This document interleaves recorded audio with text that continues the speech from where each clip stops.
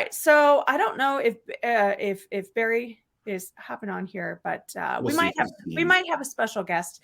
If we do, he's going to share a little bit about some of the successes that he's had, which is really awesome because I'll tell you what, in these groups, all you hear is everyone going, "Oh, we had a shit May. Oh, we had a shit June. Oh, all this everybody bitching and moaning and complaining." I know.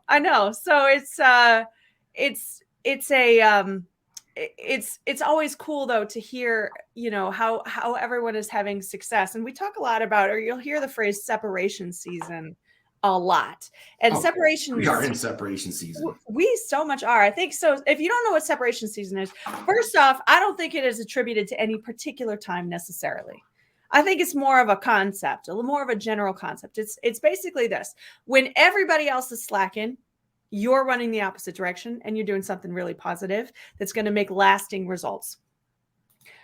I know that a lot of people attach it to like a specific, what are some of the specific times, Paul, where people tend to attach this? And usually, summer, especially now, because summer's here. So everybody's like, oh, the kids are blah, blah, blah. Everybody's got 8 million things going on. So they're like, oh, we'll market next month or we'll do something next month. And then always December. For sure, December. Everybody wants to take off in December because holidays and whatnot. And it's not necessarily that you have to, for all of these different times. I think a recession in general is a separation season.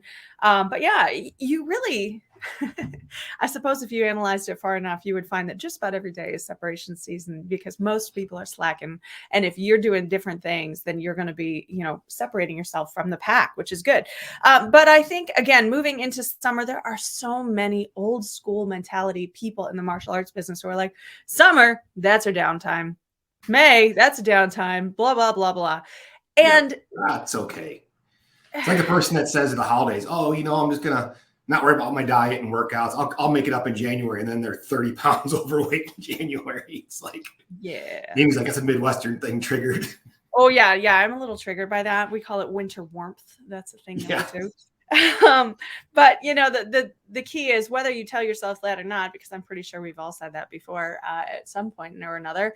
The problem is that the comeuppance, the January, the whatever it is, very rarely happens. And what typically happens is that whatever path you set for yourself in that direction, you just keep charging that direction until you feel physical pain. Because let's think of it this way, if you don't have the willpower to stop yourself from doing something in 1 month, what are the odds that after a month of those types of habits, you're going to have the willpower the second month to stop them? Going to get better. That's not how life works, guys. That's not how habits work. Habits work. You hear that phrase, practice makes perfect. I don't really believe that. That phrase, I like the adapted version, that practice makes permanent. Any habit that you do over and over and over again is going to be more ingrained every single time that you do it. So if you are teaching yourself or allowing yourself or whatever word you want to use here to do bad habits or to kind of embrace bad habits in your business, and you're justifying it because of some season or whatever the name of the month is, that is a really ridiculous thing that you are setting yourself up for a serious challenge to overcome. I was going to say failure, but let's not go there. I'm going to go a serious battle for you to overcome significantly later. Well, hopefully your competition's all taking their foot off the gas for the summer. You better hope. There's a whole heck of a lot of things that just end up laying down perfectly for you. But the problem is that's really the case. So like I said, so what becomes the thing? It's not the willpower or the next month I'll do different or whatever it is that you're telling yourself.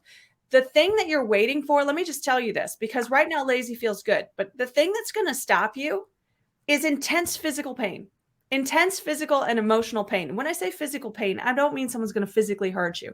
What I'm going to say is the panic that you're going to feel later on when something goes seriously, seriously wrong is going to affect you physically. It just will. Okay. So when this happens, let me tell you a very mild version of what this looks like. And this may be you. I'm going to trigger a few people. How about this? Things are not going well. I'm going to turn off my marketing. Yeah, that's always my favorite. I like to do that. It's like I'm in debt. I'm going to stop paying my bills. It's like, come on, guys. What's going to happen? Okay, turn off my ads. Yeah, turn off your ads. It's summer. Turn off your ads. My business isn't going well.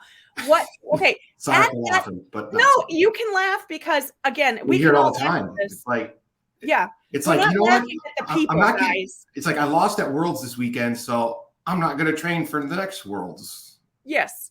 Yeah. It's like, think about it in jiu-jitsu terms. It's like the thing people, it's so funny because you'll see, and that's one of the, you'll see a lot of guys that are incredibly amazing jiu-jitsu people, but they're like, why did I do that? oh, you hit the button on there. I'm sorry. Undo that. Okay. There we go. I got it. But yeah, it's like, they'll say, like, when it comes to jiu-jitsu, they're die hard, serious, focused, motivated, everything's nutrition on point. In the business, they're like, well, I'm good and I teach the best classes. Okay. That's That's cool. your plan.